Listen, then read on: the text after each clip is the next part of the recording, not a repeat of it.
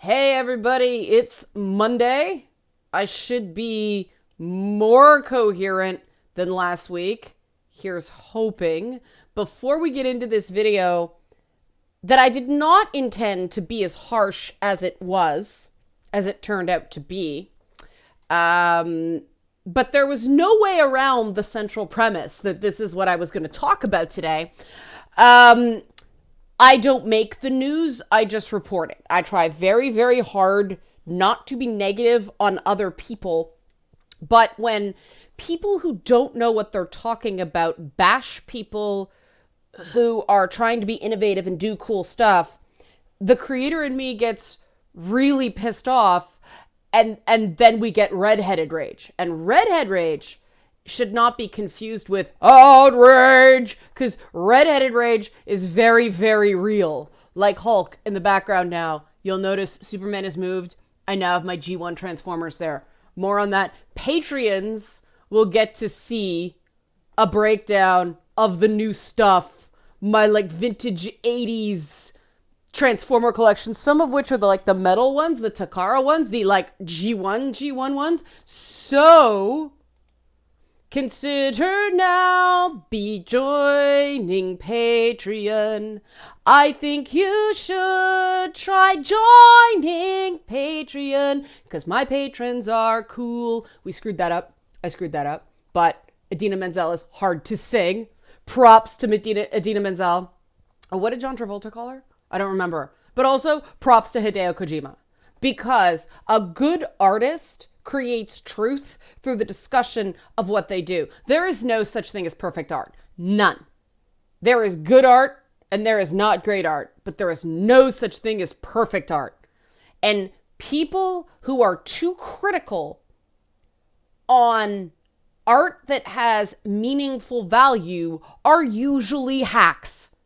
And like I said, I try to be really cool, but the Polygon coverage of Death Stranding has been so off that it just outs these Polygon writers as being hacks. And there's empirical proof. I actually found proof. This is not just my opinion. I will show you empirical proof that evidence of hackery exists. Now, I previously covered what I called my review of the reviews of Death Stranding. That people said wasn't really a review, which I don't get because I went through the reviews and gave my opinions, which is a review.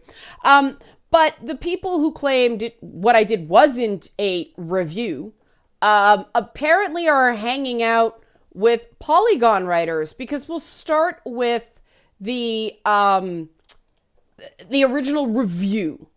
Okay, the original review of Death Stranding in Polygon. Here we go. Death Stranding review. Hideo Kojima tries to make fetch happen.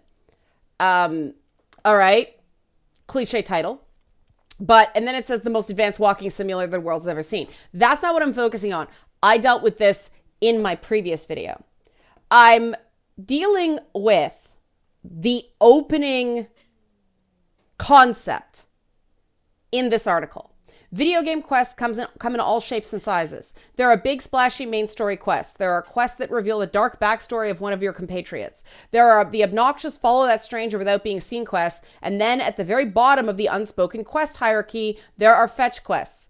After years of wondering what Death Stranding actually is, I can finally report that it's a game composed entirely of fetch quests. 40 plus hours of that may sound like torture, but shockingly, it's actually pretty damn fun once it gets out of its own way. While I agreed the game is fun, the idea that the game is 40 hours composed entirely of fetch quests is absolutely 100% false.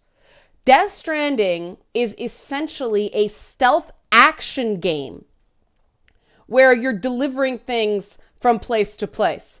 If being a delivery boy or girl or person of some kind is designated a fetch quest, then the classic video game Paperboy is a game composed entirely of fetch quests. Now, here's the problem with this claim. A fetch quest is not a fetch quest if the entire purpose of the game is to deliver stuff. There is a defined definition, that's redundant, but hear me out, of fetch quest. No, really, there is. And I will show you once I reposition this so you can see it all above my mug. Here we go. This is from Wiktionary, which for vernacular terms such as this is a good authority. Here we are. Fetch quest. Role-playing games. A quest in which a MacGuffin must be acquired at some far-off location and given to the quest giver or some other designated party.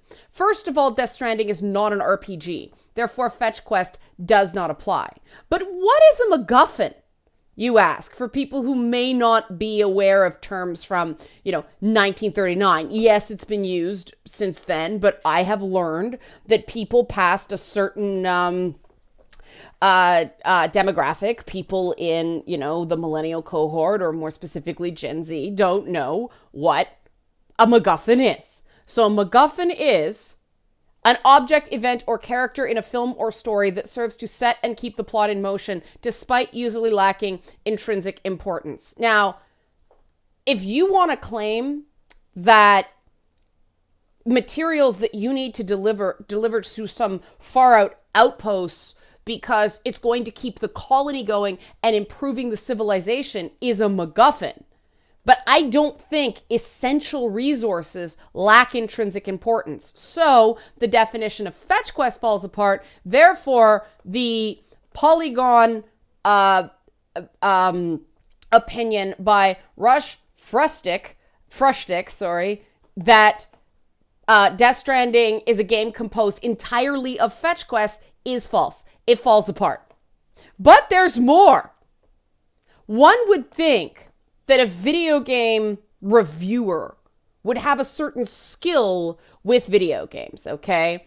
And Russ Frushtick here did a guide, which game guides, I normally really respect people who do game guides, tips and tricks, that sort of thing, because they tend to reduce the frustration factor for other players. But when you make things a shit ton more complicated than they have to be, this indicates you're not actually a very good player. Now, I am playing Death Stranding on normal mode, which is essentially the hard mode in most games because there's a very easy, normal, and hard. Nowadays, hard tends to be the third tier. Russ Frushnick did a Death Stranding guide, how to block the mule scanner ping. Now, what the mule scanner ping is, there are these bandits called mules. You don't have to know why. Currently, it's not really important. They are bandits, and they have these perimeters around their camps that detect cargo, specifically cargo, not equipment, but cargo. Because they're obsessed with cargo. They want to steal your shit. And so they have technology that pings on shit so they can steal it. And this is what this expert on video games, according to Polygon, said. It will quickly become clear that mules in Death Stranding suck. In case you're still learning the lingo, mules are the human bandits that live out on the wastes and will chase you down for your precious cargo. Worse yet, stealth isn't really an option because the second you enter your territory, they send out a scanner ping to instantly highlight your current location, even if you're hiding in a bush. Now, then they go on to tell you how to get a scanner upgrade that you don't get into a midpoint in the game. The thing is, there's a much simpler way to outsmart the mule scanner ping because it pings cargo. So all you have to do when you're going into a mule camp is remove any cargo from your person. Store it on your bike, leave it back at an outpost, but if you have no cargo on your back, the cargo will not ping. Now, the game doesn't explicitly tell you this. You have to figure it out yourself. But me, a 41 going on 42-year-old woman who is hardly considered the paragon of elite gaming these days, figured that out all by my own little lonesome pretty little head through trial and error because I cared. Because the game plays essentially like a Metal Gear Solid game, very similarly. And I'm like, okay, there's gotta be a reason the stealth's not working. And so I watched. And when the scanner pings, it sends out this like amber wash over everything. And I noticed that the little cargo on my back that was being pinged by the scanner lit up. So I just took out everything that was pinged by the scanner. And you know what? Then I could get in using conventional stealth techniques, and it was no problem. It actually becomes not that difficult in the early going once you figure that out, if you want to take the time. Focus camera. But I figured that out, okay? I didn't get a copy of the game. I bought it on my very little lonesome. There we go. I figured this out.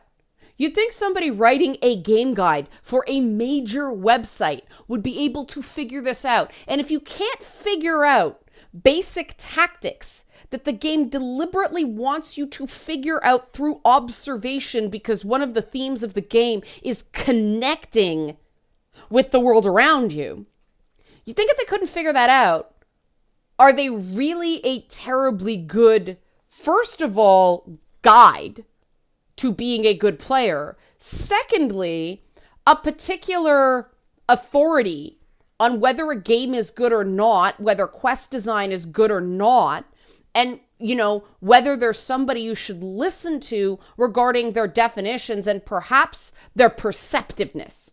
This is not throwing shade on Russ Frustick as a person, just as a question of Polygon up there with Kotaku and IGN are probably considered the 3 elite sites in gaming. Are these people truly elite reviewers of games? Now, in case you think Russ Frustick is just like a junior reporter at Polygon, au contraire, mon frere, get ready to have your mind blown, okay? Russ Frustick is the senior editor and co-founder of Polygon. Before that, he was the senior writer at MTV News. He's written for the New York Times, The Verge, and Edge magazine. He regularly appears as an industry analyst on networks such as CNBC and the BBC. So a dude who couldn't figure out a stealth mechanic from, I remember this mechanic going back as far as the 1990s. Pay the fuck attention and figure it out because you'll keep failing otherwise, is considered an authority on games from papers of record and major news channels. The Death Stranding is coming. We're going to blow ourselves up based on our sheer vacuousness. The sheer void in our souls in this industry is just going to blow us all up one day. But it gets better. I'm almost hitting Beelzebub territory here. This is kind of crazy. Okay, it gets better. Okay? I'm going to have to read you this next headline without showing you the headline, because the geniuses at Polygon decided to use an image that is of a naked man, naked Norman Reedus specifically, and so I can't show it on YouTube. Perhaps this is a diabolical way to avoid criticism.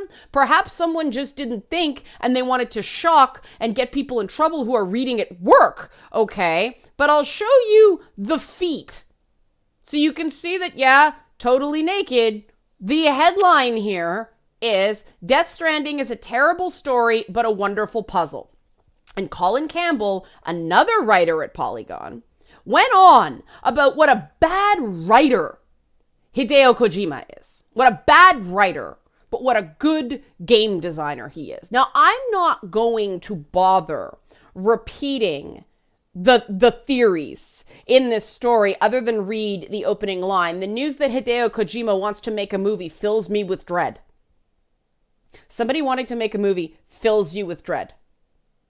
You're really terrified that you might just not be interested in seeing a movie. Because, you know, seeing movies is optional. You don't have to see any movies that you don't want to see. Climate change might fill you with dread, and I understand that. The threat of terrorism may fill you with dread. Perhaps even clowns, if you have a particular phobia, should fill you with dread.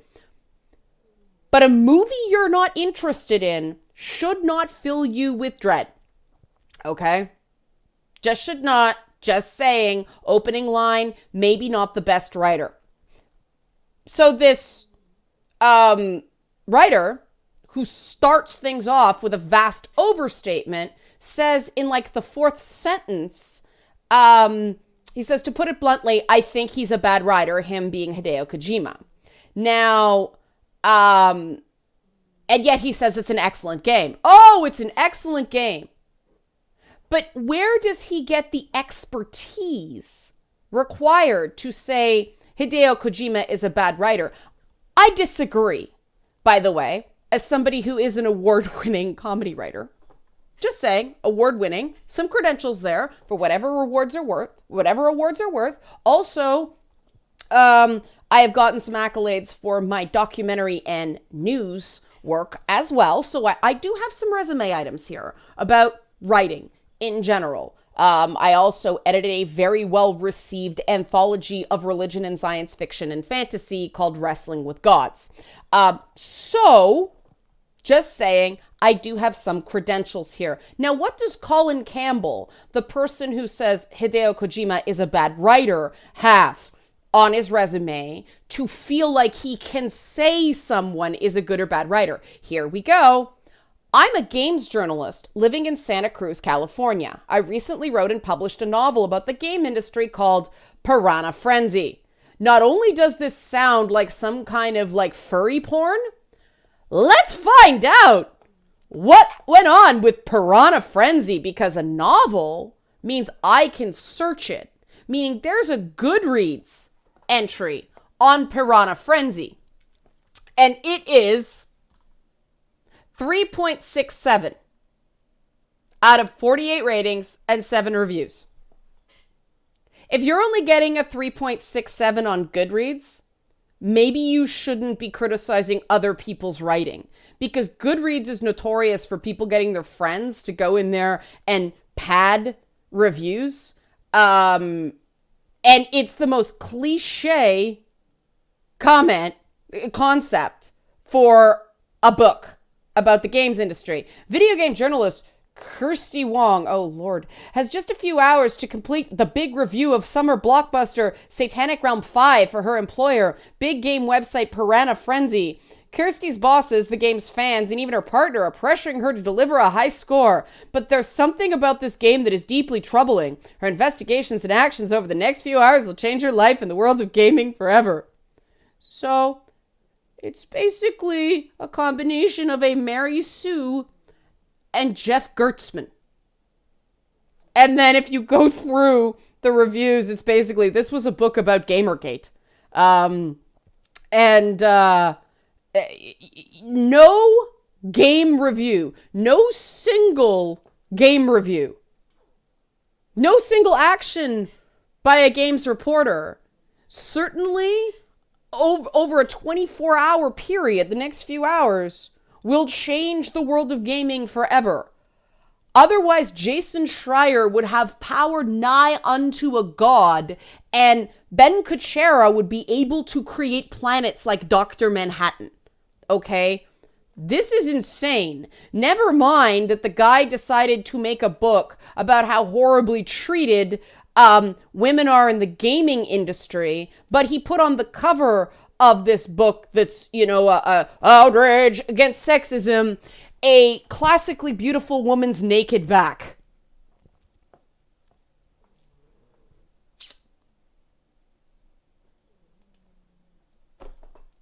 Just saying.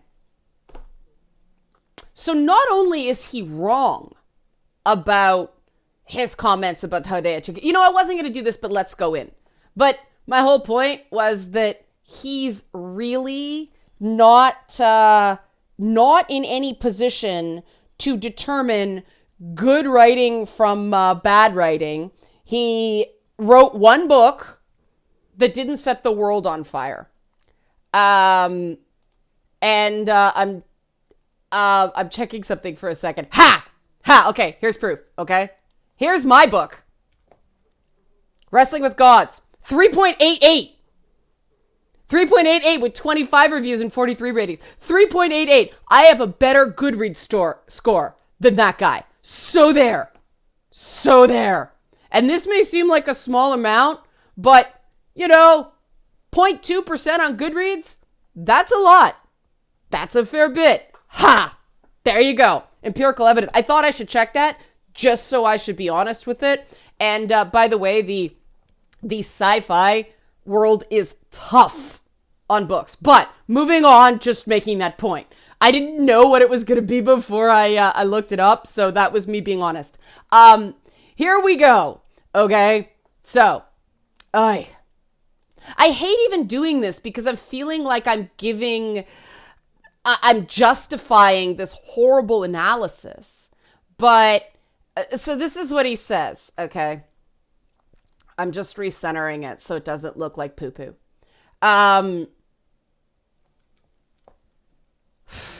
Okay.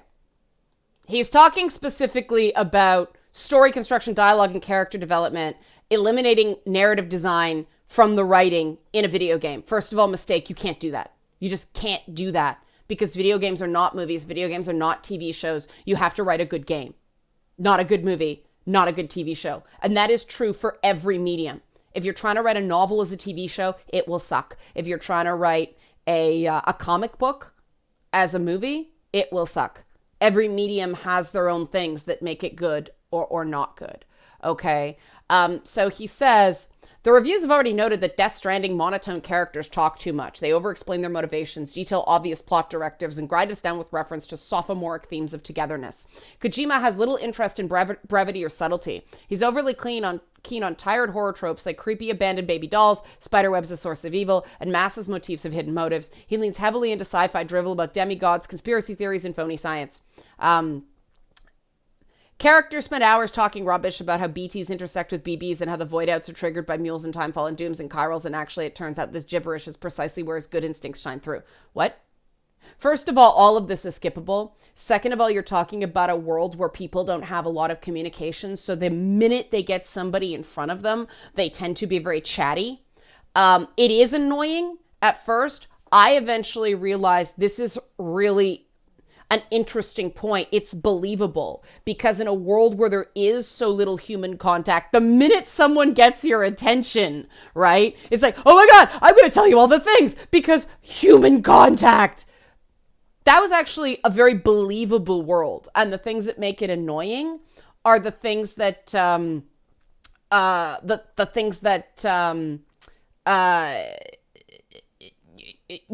make the world feel real and hammer home the themes. And they're not all pleasant. They're not all fun to encounter. But writing that makes you uncomfortable, writing that gives you anxiety is not necessarily bad writing. Writing that even annoys you is not necessarily bad writing.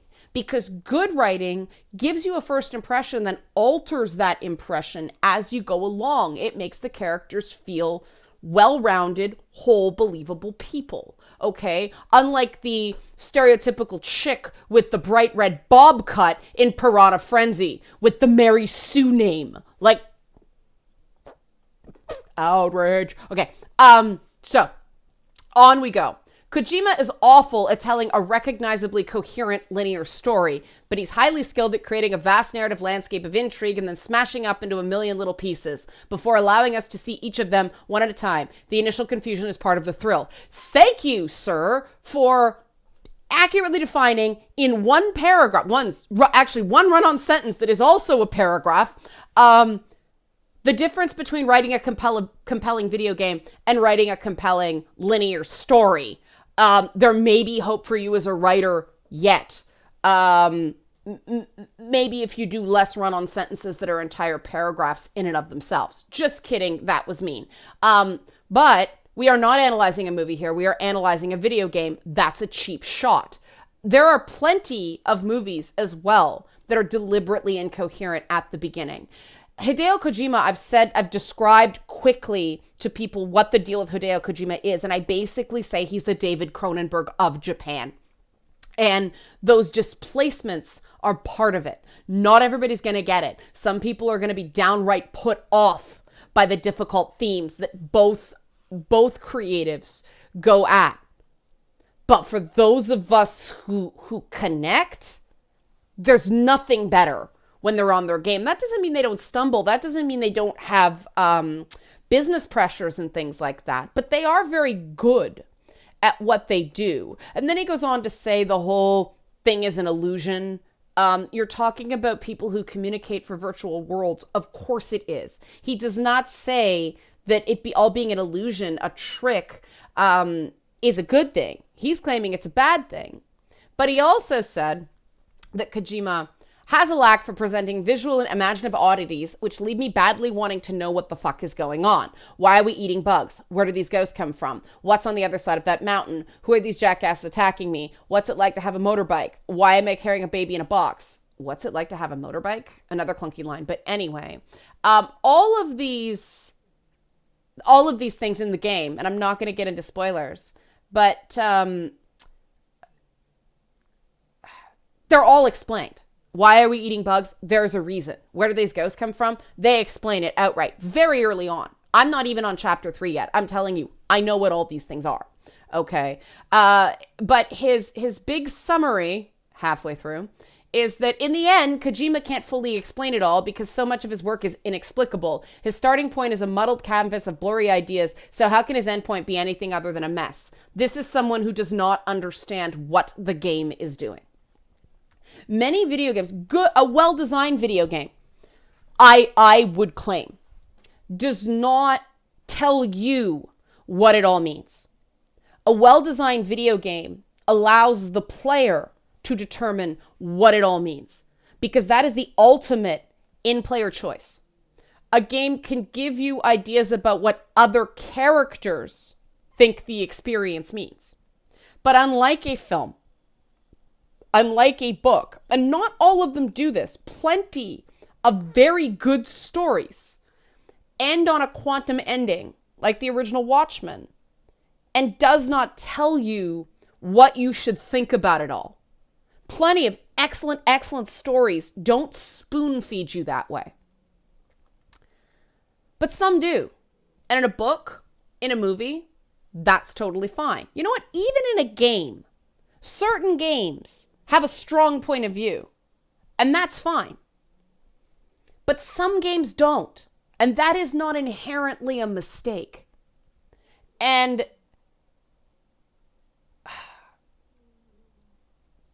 games don't explain it all for you, because that removes your ability to have your own personal customized experience. And it's interesting because the original couple of Gears of War games were criticized for the same thing, that they didn't spoon feed you everything that was going on right away. And that was deliberate because the whole idea is a couple of, 4 guys on a military mission. They're just literal cogs in a machine. They're grunts. They don't get all the information laid out to them. They don't know, so the player doesn't know. That's not inherently a mistake. Death Stranding, though, is so much more deliberate because so much information is lost. And quite frankly, the amount of information you recover and how much is explained is based on how many of the subquests you do and how much connection you strengthen with the other people in this world. But also, it's just this experience that really makes you think about what our digitally interconnected world is doing to us socially and psychologically. And there are no answers for that. Every person is going to come to their own conclusions in that way. And I think the questions that not just the loneliness, not just the character interactions, not just Guillermo del Toro seeming to have the time of his life in like the mad scientist character he's playing. But you have to come to your own conclusions about what these metaphors of dehumanization are, of connection are. And if you just stick to the bunkered party line pap of the US culture war and go, oh, there's a fetus in a jar, well, it's automatically a statement on abortion. Absolutely no, it's not. No, it is not. No, oh my God, the Japanese don't obsess over that the way Americans do. It's something much deeper. It's what happens when you start using people as tools. And the fact that through the BB, you realize that Sam, Norman Reedus' character, is as much a tool for other people as the BB is, the bridge baby. And once I figured that out very early on in the game, I'm like, oh wow, my entire perception of making this guy harm himself in the ways I wanted him to took on a whole new meaning. The way God of War did as well, where they put the player in the role of a god that's literally controlling Kratos' movements, while other gods controlled Kratos' motivations in the original games, not the latest one. The paradigm changed in that one now that Kratos is a living kid. Brilliantly, equally deliberate. But this stuff is amazing.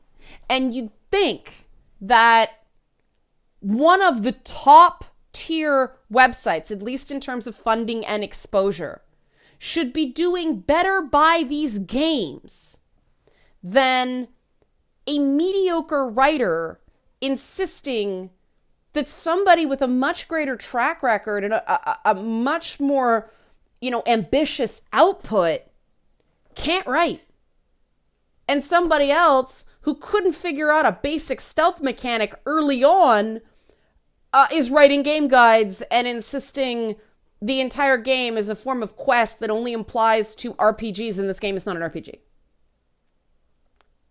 The people who make games deserve better. The people who love games deserve better. The people who are trying to figure out what the heck is going on with video games deserve better. And if there was any evidence that these dudes who have been at these websites, who are writing about games right now, need to either make room for fresh voices or make way for fresh voices, I think this is a stunning proof of that. Maybe some of the original founders of Polygon need to just focus on management and not writing, and let other people who, didn't have access to venture capital and the right friends and actually can analyze this stuff as people who kind of get it.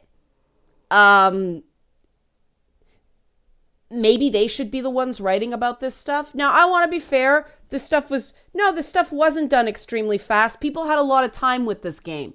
I can't even say that. It wasn't one of these blitzkrieg reviews. They had time with it. They messed it up. They missed. They missed egregiously. And people rely on these sites not because we expect these guys to be excellent human beings. That ship has sailed. But we hope they know what they're talking about. And in this case, there's really empirical evidence that they don't. And that whole thing about so-and-so's a bad writer when you've written one book that's meh, that's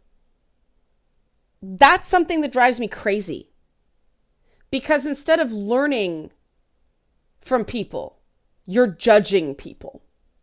You're turning people into tools for your perception of the world. How can this person service you? This is the determination of they're good or they're not. Oh, I think we just stumbled on why these guys missed one of the big themes of the game. Anyway, I'm going to leave it there. Let me butcher the Patreon song again. Become a patron. So become a patron, 'cause people are all noise, but blah, blah, blah. Take two. Become a patron. So become a patron, 'cause it is the reason I sing annoying songs. Hey, I'm getting onto something there. Okay. Patreon.com/Leanna K. I never said I was good at these Patreon jingles.